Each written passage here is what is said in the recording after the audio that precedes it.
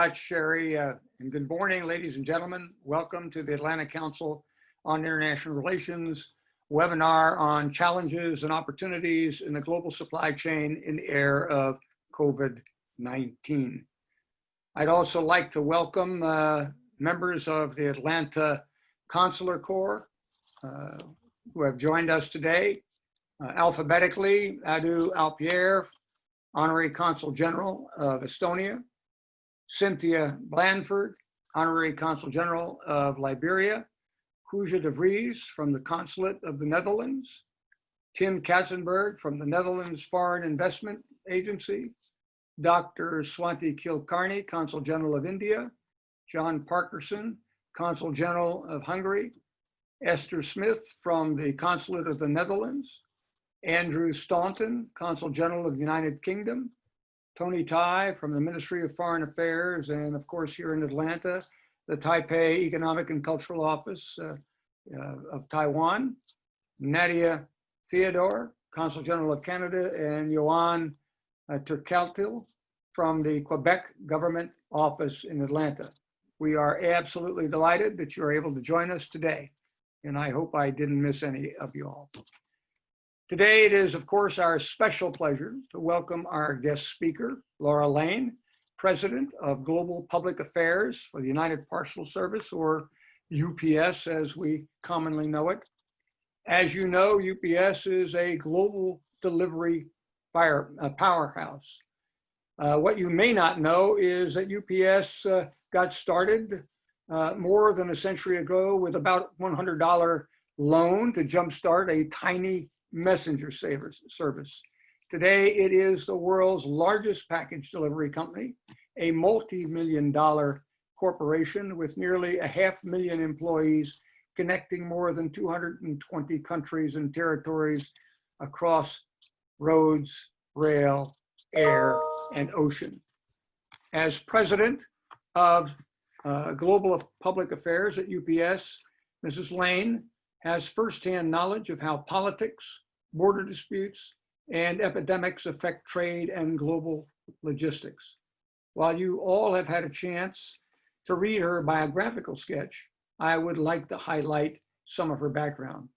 Prior to joining UPS, Mrs. Lane was managing director and head of international governmental affairs at Citigroup and VP for global public policy with Time Warner. She also served as a member of the US government in the US Trade Representative's Office, where she was involved in negotiations on China's entry into the World Trade Organization, the World Trade Organization's Financial Services Agreement, and the World Trade Office's Basic Telecommunications Agreement.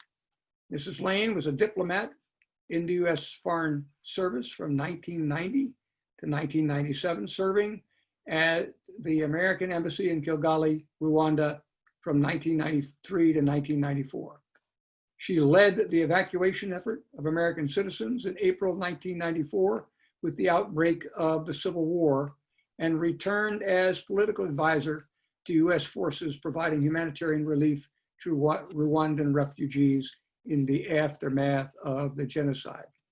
She has shared those perspectives on Rwanda genocide in her TED Talk, When to Follow Your Heart and Write Your Own Rules, and in a PBS/Frontline documentary, Ghosts of Rwanda. Mrs. Lane also served as a consular officer in Bogota, Colombia, from 1990 to 1992. She holds a Bachelor of Arts degree from Loyola University and a master's degree in foreign service with a certificate in international business diplomacy from that great university in Washington, D.C., Georgetown University. Thank you so much for joining us today, Laura. It's a great pleasure to welcome you here on behalf of all of ACIR. Thank you, Dr. Kennedy. I really appreciate that. And I find sometimes when people go through my resume, I feel really old, but I am forever 21 at heart. And with all the opportunities and challenges we have right now on the policy front, I definitely keep that youthful spirit because it takes a lot of energy to keep the world going. so to speak. But I am so pleased to be a part of this webinar. I know I've been trying to do it in person, but there's no time like the present. And if it's through a Zoom, interface, so be it. So you all should know that UPS is a proud member of the Atlanta business community, proud of being headquartered in Georgia, but we are a global company. And in so many respects, we have that global perspective on all kinds of policy issues. We move 6% of global GDP and 3% of US GDP, operating in over 220 countries and territories. And we are almost 500,000 employees strong. And it takes that many to keep our network going. So for us, trade is a big deal. And our network proved very consequential during the COVID-19 outbreak, and continues to be so important in everything that we do. So for UPS, international trade is essential, and we believe it's so important for our customers and also for how we're going to support economic recovery and how the world is going to get through this COVID-19 pandemic together. For us, trade is all about the jobs it supports, about the economic opportunity it creates, because we know that for every 22 packages that cross a border, it supports a UPS job. But we're also delivering the packages that I would argue bring hope. And especially through the COVID-19 pandemic, we've realized that we have a mission and a role to play, and people are counting on our logistics capabilities to help them find the other side of this pandemic, to help them get back to work, get their business back and running, and to find the treatments and the vaccines that are needed so that we can move past this current challenge for our global community. I wanted to touch first on a lot about trade and why trade is so important for us. Historically, trade agreements have been good for our business because they bring down the barriers to trade. And I know you'd expect someone who's served as a trade negotiator and a diplomat to say that, but what's so powerful is it's tangible for UPS. Following the implementation of any U.S. trade agreement, we generally see an increase in packages entering our network and a 20% increase in our export volume to whatever country we've got a trade agreement. But it's not about UPS, it's about our customers. It's about the ability that our customers then have to be able to share their goods and products with consumers all around the world. Fact of the matter is 95% of the world's consumers live outside the United States, and we want to be engaging in robust trade with them. But that's only possible if you have great logistics and you have the legal and regulatory background in order to facilitate that kind of trade. I will say trade has been challenged, obviously, with the pandemic. No one could have predicted the type of disruptions we are experiencing. And so, there's been some waves of increasing protectionism in countries. And so from our perspective, the COVID-19 crisis really creates a pivot point for the world. We either move toward building a new type of trade liberalization, or we become more protectionist and have a closed trading system. So from my perspective, obviously, given my background and my career and my belief, like UPS's, that we're all in this together and that united as one, we can come together. It's a slogan that every UPSer wears on their shirts when they're out volunteering. That so applies in terms of trade. And so from my perspective, UPS wants to see us working through the temporary dislocations and disruptions that have occurred in trade and finding ways to help in making the global trading regime more sustainable and inclusive.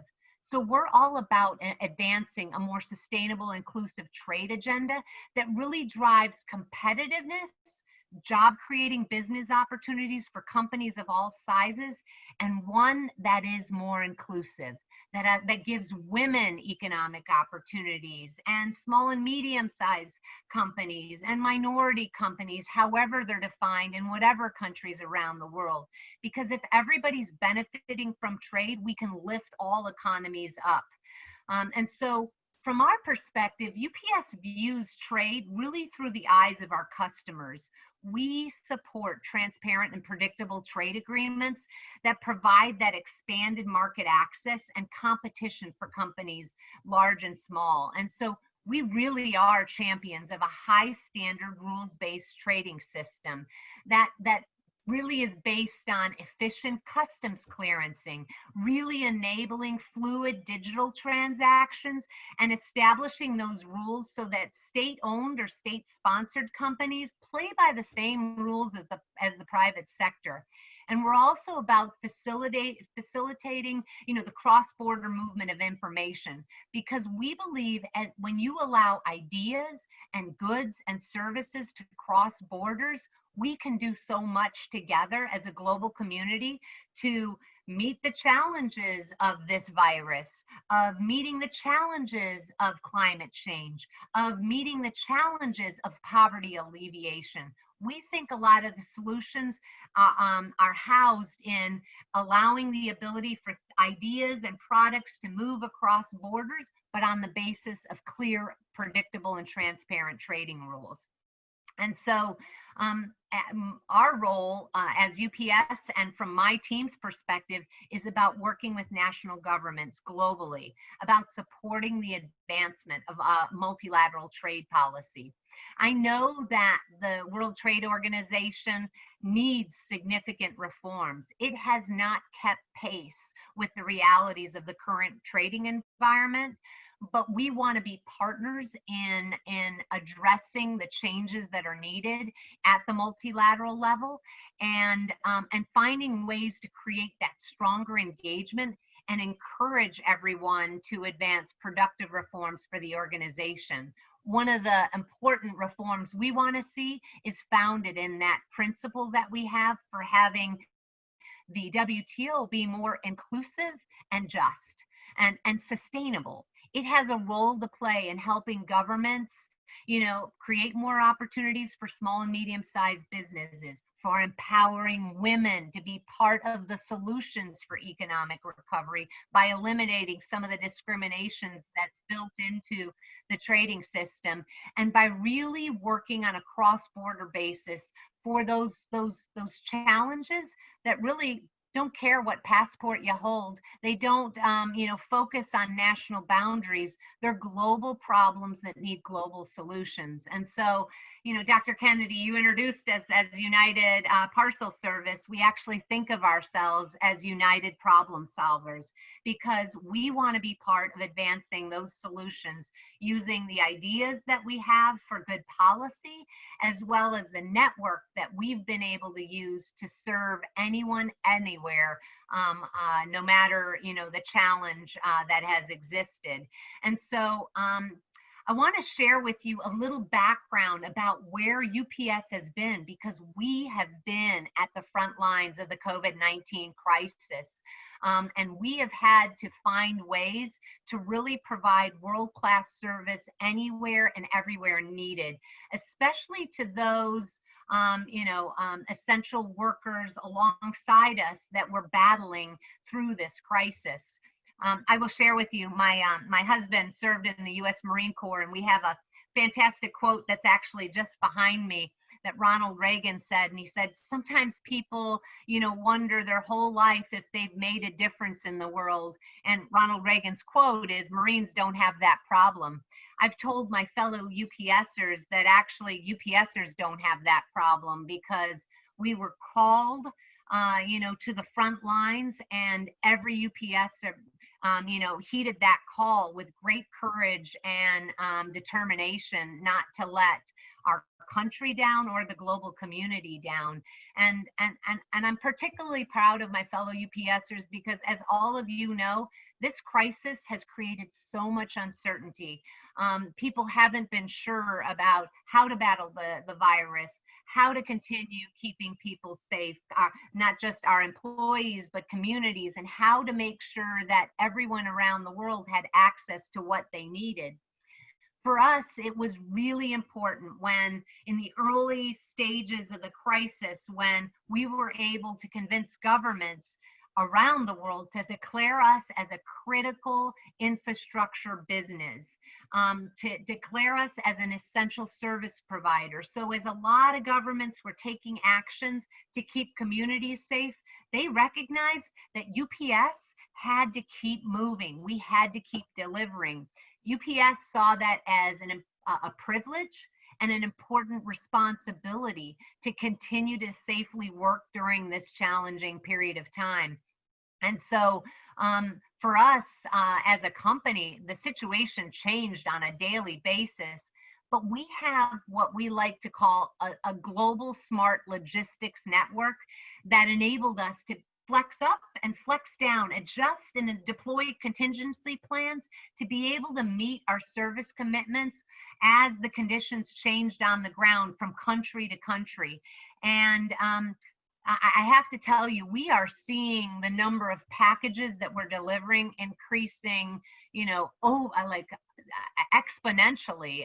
Our people on the front lines right now are delivering like it's Christmas, and we are continuing to see the use of e-commerce as a tool that so many people are using to order online so that they can be safe at home, but still have what they need to, provide for their families or to keep their businesses going.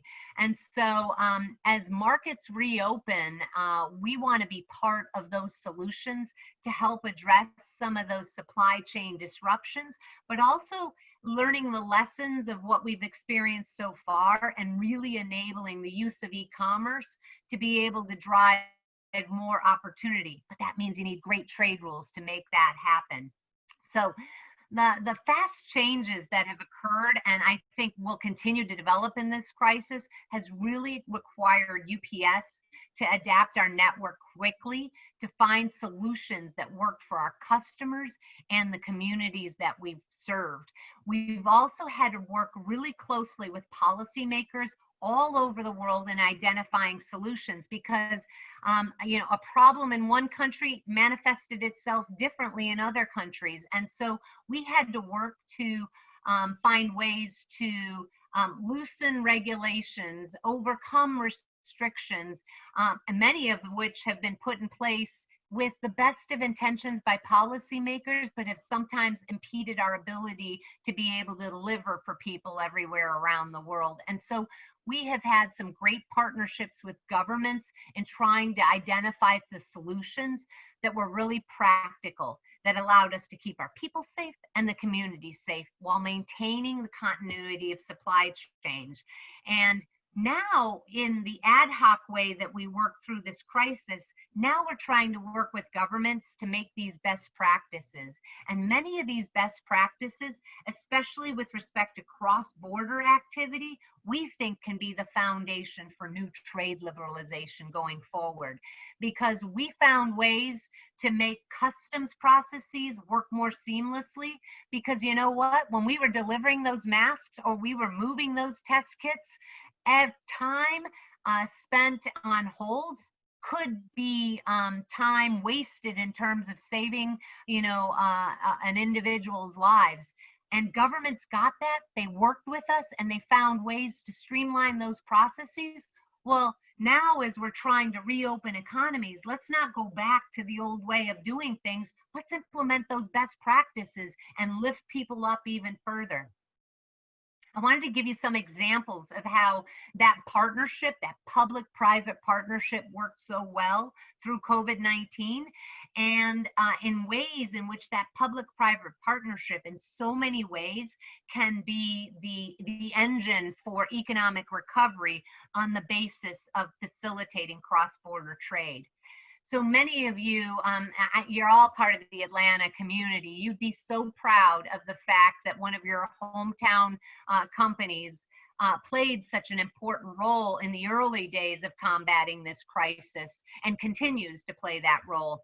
We are proud partners with FEMA, and we're one of the proud partners of Project Airbridge, which was the air bridge that was set up to ensure that the supply chains for the movement of critical medical supplies, like respirators, like test kits, like PPE, including masks, was stood up quickly so that nobody went without what they needed longer than necessary.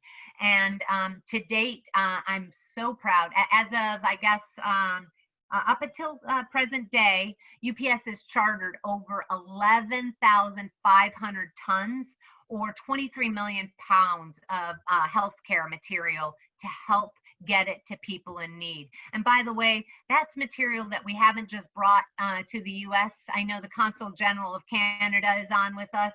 We've done, partnership flights with the government of Canada. We've done it with member states across Europe. We partnered with countries in Asia. We did it wherever we could because we knew our global network and particularly our capabilities in the air could meet those just-in-time commitments like nobody else. But what people don't know is we actually have a very robust healthcare division, and we're in the middle of helping to expand testing capabilities. We have incredible partnership with so many of the companies that are involved in expanding the testing capabilities across the United States and in parts of the world. But here's what I'm particularly proud of, and it's a message of hope that I want all of you to have. UPS is also partnering with 6 of the 8 companies that are working on the clinical trials for development of vaccines. And you better believe UPS isn't going to just be there on the front ends like we have been in terms of getting the test kits out there or the PPE. We're going to be on the front end of making sure when those vaccines are ready to roll out, we're going to be ready to deliver them anywhere and everywhere around the world. And these vaccines have special capabilities, or you need to have special capabilities in order to deliver them, because you have to keep them temperature controlled throughout the process of, delivering them anywhere in the world. We are so ready for that, that challenge and that opportunity, because we know the world wants to get back to normal as quickly as possible. And here again, the partnerships we've had with governments to facilitate the ability for us to move across borders, meeting those kinds of capabilities for distribution of vaccines. We want to see that be best practice so that we can keep moving forward in the distribution of the COVID-19 vaccine, just like we've been involved in distribution of other vaccines around the world. Another great public and private partnership that we've had underway is one that's been focused on helping with disrupted food supply chains. Boy, you don't want anybody to go hungry at a time like this. If you don't have, basic health, how can communities battle the virus? And yet we recognize in the middle of this pandemic that many of the food supply chains were disrupted. And UPS was one of the first companies in to say, let's think of solutions as to how we can stand up those food supply chains. Because by our motto, and we don't want any empty trucks or any empty stomachs. And so we partnered with a lot of different companies, working with governments to stand up new supply chains for distribution of food when traditional supply chains collapsed because they went through restaurant chains or they went through certain distribution centers. Or in the case of US school kids, some of those kids were depending on those free and reduced school lunches, but with the schools closed, we don't want any of our kids going hungry. UPS was right there with McLean Global and a couple other companies, making sure that we found new ways to stand up those supply chains. And you know what? That was an example of public-private partnership again, because the government worked with us to be able to push those solutions through, making it easier in the regulatory and legal environment to deliver those solutions. And so I would say that integrated logistics networks have shown that supply chains can be maintained through the crisis. We might have been slower initially to some parts of the world, but we found ways to deliver in spite of lockdowns. And a lot is going to depend on the recovery of national and global economies, in terms of how quickly we can restart and recover, is how quickly we can get people re-employed, how quickly we can get people back to business, how we can get people back to their jobs. And a lot here is going to depend on the scientific breakthroughs as well as human behaviors in terms of treating COVID-19. And so we want to be part of those solutions. And so first, on the human behavior side, we knew the critical role we were going to play at the outset of this crisis, modeling best practices. If we showed how to keep our employees safe, we could help show others how they could keep themselves safe, their families, their communities, and help show how you could reopen a business safely. And so UPS was one of the first that mandated 100% masks in our facilities and all of our interactions in a public-facing way with our customers and with people we were delivering to. We changed our methods to make them as contactless as possible before any of those new guidelines came out from a governmental level. And we instituted changes in our processes and methods to ensure that sanitation happened in the beginning, in the middle, and the end of every delivery day. And I think it made a difference because we were able to show we could deliver safely by following these methods. We want to now help other businesses follow those practices so that we can get back to economic recovery.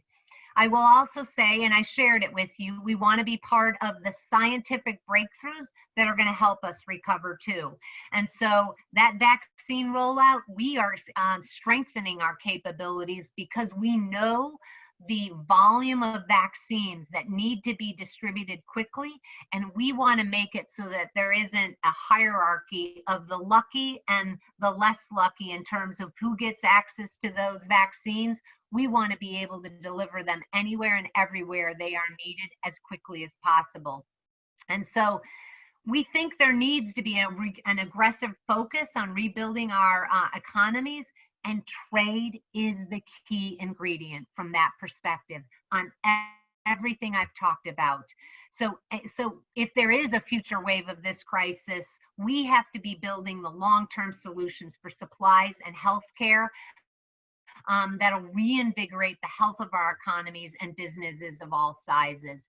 And so UPS is really excited about what the future is going to hold. We aren't saying it's going to be easy. It's going to be challenging like it has been for the past 6 months.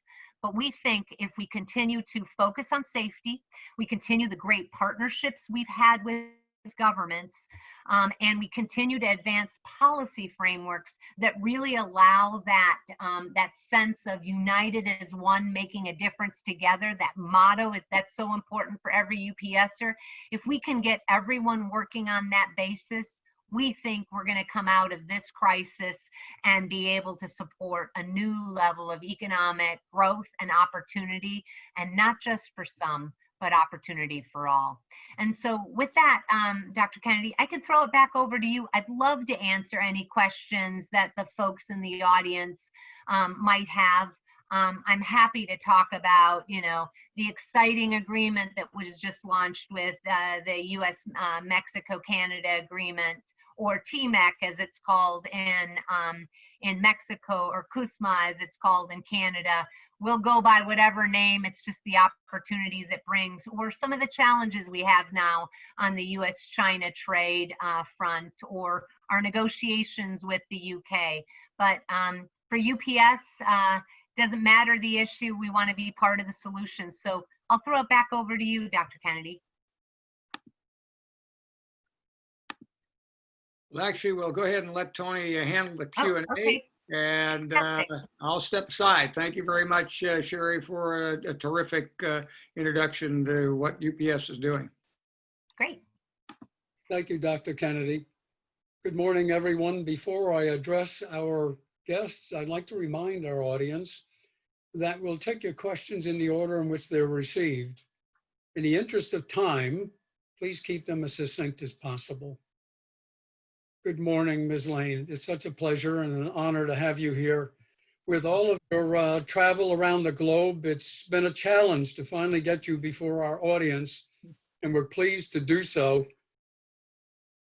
And of course, they've had that opportunity to see your dynamic personality and that strong administrative bent that you have, and of course, your global experience.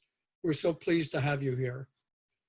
At any rate, the very first question I have here for us is this. South Korea, Japan, and Taiwan are free nations with major manufacturing centers. How would you characterize having to navigate between democratic nations and authoritarian states at diplomatic or economic odds with each other? So, my whole career, I will say I've always had that global perspective, and I believe in peace and prosperity. But the only way that you foster peace and prosperity is building bonds of trust. And I recognize that, there are still a lot of tensions, particularly in the Asian part of the world. And I understand, the difficulties that come with some of the past differences that have existed between these countries. I think about China and Taiwan. I think about, some of the challenges between China and some of its activities in the South China Seas and what that means for countries in that part of the world. I also think about, what China is trying to do in terms of helping countries through its Belt and Road Initiative, trying to find ways to foster development and opportunity. And I will say that I am a champion for trying to find ways to not focus on the past, but focus on what can be built in the future. And from my perspective, here again, trade is that engine for finding a way forward into the future. I always see two ways that you can foster trust.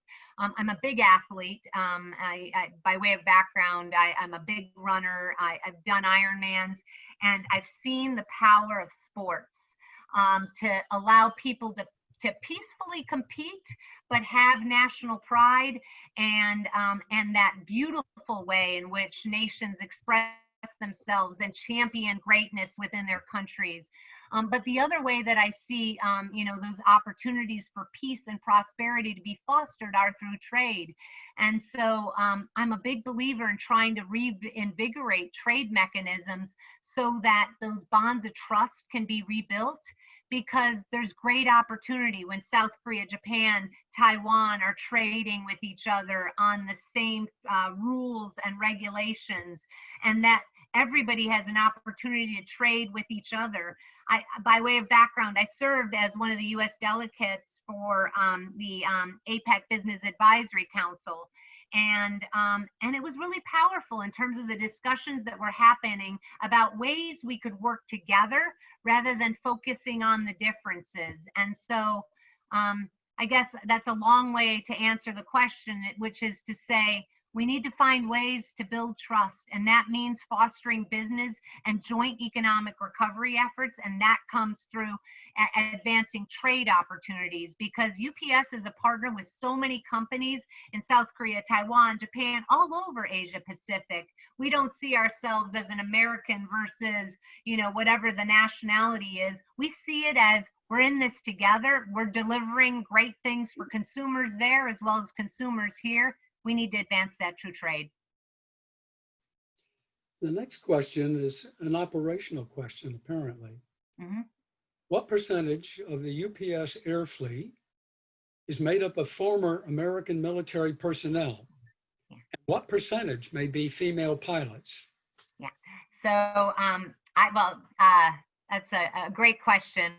My husband was a former Marine, so I am a big believer in the great sacrifices that our military men and women have made. And I love the fact that UPS really tries to be a company that provides opportunities to our veterans. We have so many programs and commitments in terms of veteran hiring. And so we actually have veterans all across our organization, and they wear the UPS uniform with pride, just like they wore their previous uniforms with pride. And they get our network, because when you're in the military, you really have to be part of a team and part of a network that makes things happen. So when they come to UPS, I think it feels like home to them. And so in terms of our percentages, I don't know our exact percentage. I just know that we have so many veterans across our organization that are so important for our success. And in the pilot community especially, we do have a lot of former military pilots that are part of our operations. And in fact, one of them is a dear friend of mine, Captain Houston Mills, former Marine fighter pilot, who also was part of my public affairs team. I sadly had to give him up because he now runs our U.S. Pilot operations for our UPS airline. And he's a great example of a great military serviceman who now makes incredible contributions to our company. But here's the really cool part. We have so many women pilots, and I am particularly proud of them because, you know, it was a while back in our history when people didn't think women could make great pilots, and yet there they are now, showing how it's done, delivering. And so many of them especially were part of our COVID-19 response efforts. Pilots like Captain Kelly Lepley, who, you know, when we said you need to fly into Shanghai and Shenzhen to pick up material, and this was when the epicenter of the virus was right there in China, they said yes, and how many times do you need me to go? And so all of our pilots, both the men and the women, were right there on the front lines, and they lead by example. And so pretty darn proud of them, as you can tell. So, but I can get back to you, Tony, on the percentage. You know, we can get back to the person that asked that question. The numbers keep changing just because of the how many people we're bringing on to manage the increases in demand. But I know we have a lot, and we're proud of every single one of them. Well, you're quite clear in your explanation. I doubt that they'll have any any further questions about that. That's for sure. We have something that does plague the nation and every nation on the planet, and this question is associated with it. What are the challenges, if any, regarding efforts to smuggle overseas drugs in UPS packages? So that is a huge challenge. Obviously, UPS wants to be part of facilitating legitimate commerce. We don't want counterfeits in our network. We don't want illicit drugs like the opioids and the fentanyl crisis that, you know, the United States is grappling with.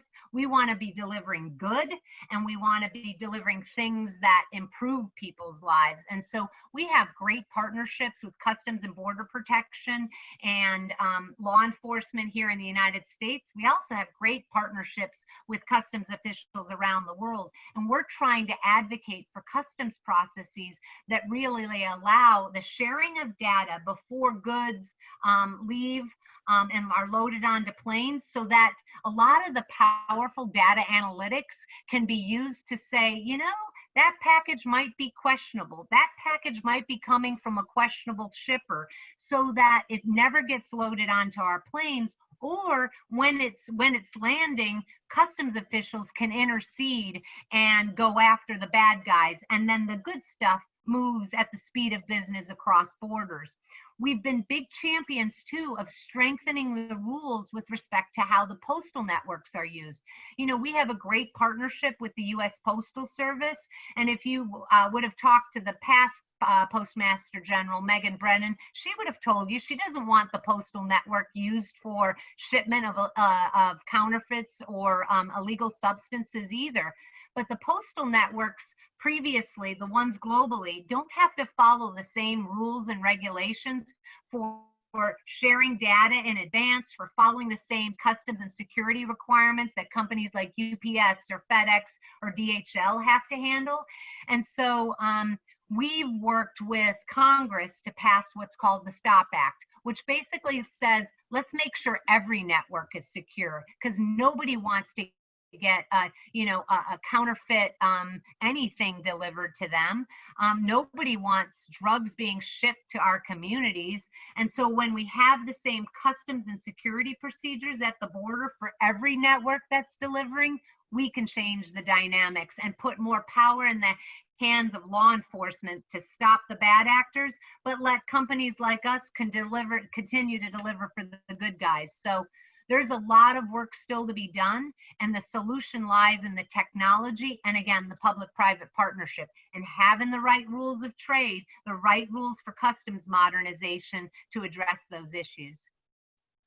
You have trainloads of information for every question that's being thrown at you.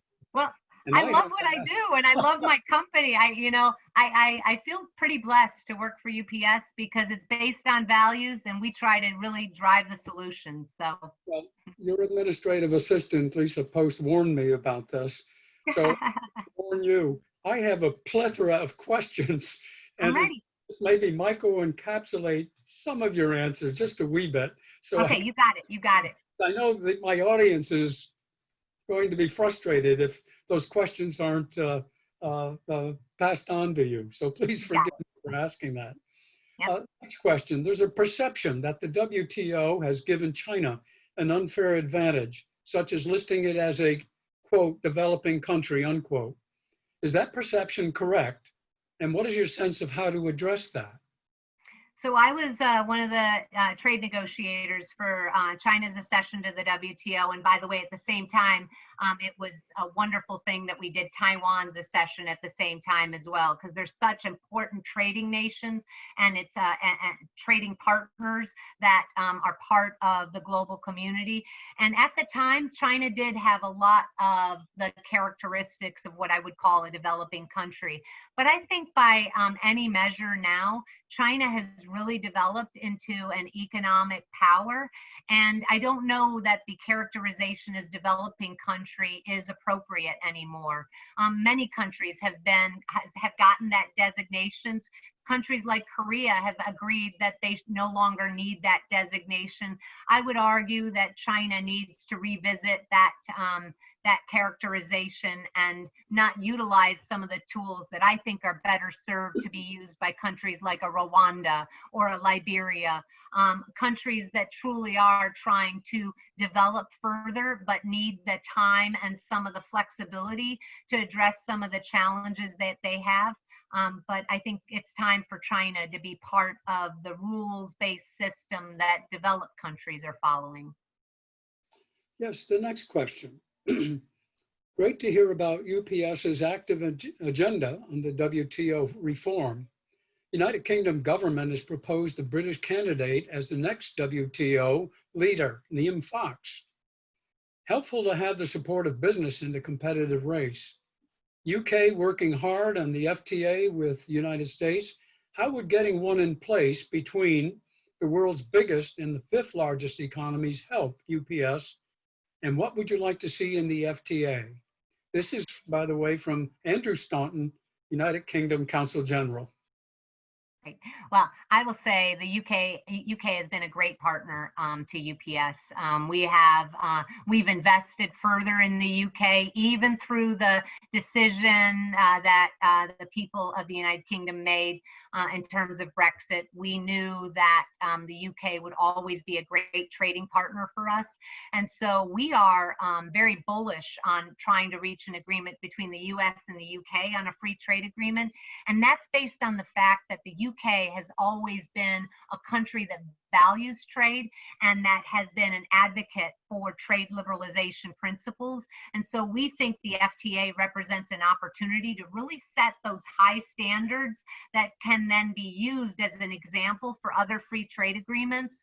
And I'm really hopeful that the UK, for example, can use the opportunity of now that the fact that they have to establish borders and create customs processes to develop the best in class provisions on customs modernization, best in class in terms of trade and inclusivity, in terms of the provisions, really being empowering of women and small businesses and setting the standard there, and really being a country that helps the US and the UK set the standards for digital trade.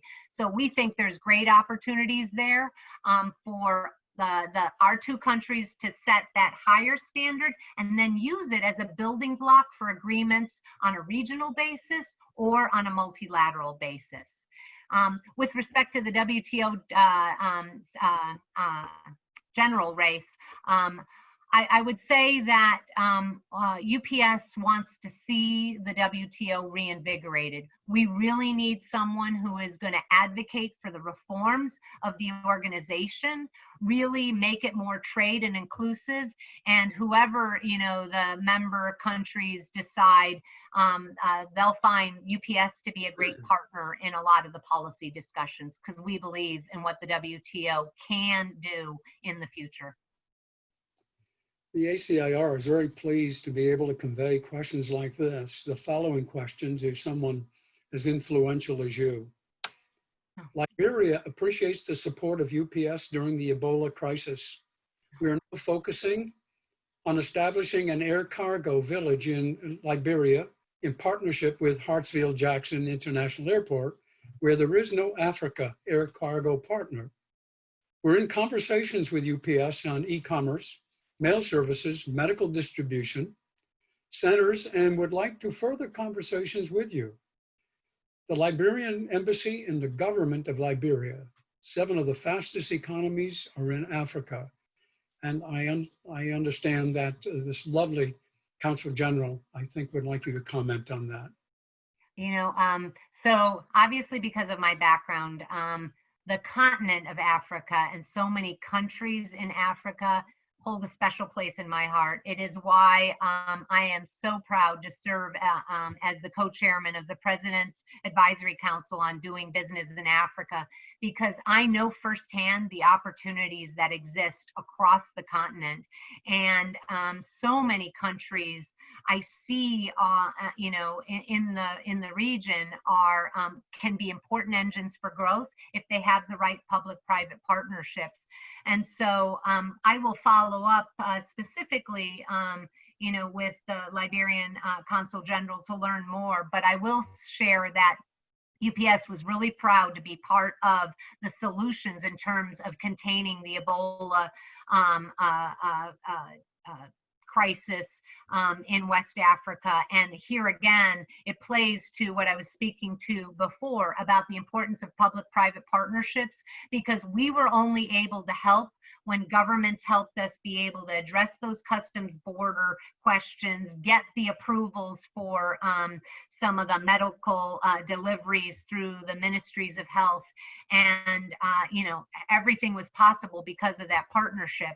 I will share that UPS recognizes the opportunities that are there. And in fact, I have to share that, one of the places that we innovated first was Rwanda in terms of drone delivery of vaccines and healthcare supplies. We've now taken that innovation to Ghana. And I see opportunities across Africa to bring more of those innovations above and beyond just traditional cargo deliveries. But across the continent, there's so many opportunities to leapfrog over past infrastructure and bring in new ways of delivering. And so Liberia, like so many other countries, I see as an opportunity for us to explore ways that we can help raise levels of health, economic opportunity, and greater development. And so I'll follow up personally if we can get her the Consul General's information. Very well. We'll see to it that you receive it. The next question, I must say, I must inform you, comes from one of our media, print media. How does the UPS operate the international delivery? Does it have branch operation offices in foreign countries, or does it just partner with the local transportation companies? So that's what's the beauty of UPS is we do it in lots of different ways. We have a lot of different redundancies built into our system. So, so in terms of our international operations, we're brown in some countries, which means we're 100% wholly owned. Other times we partner with companies on the ground where it might be a small or medium-sized business that's already established in terms of logistics delivery, and we partner with them in terms of bringing our processes, our methods, and work with them on ensuring deliveries. Other times we contract with organizations where, you know, we may not have the scope and scale that we'd want to have for our customers. And so we'll contract with other entities to ensure that the customer always comes first and we deliver for them.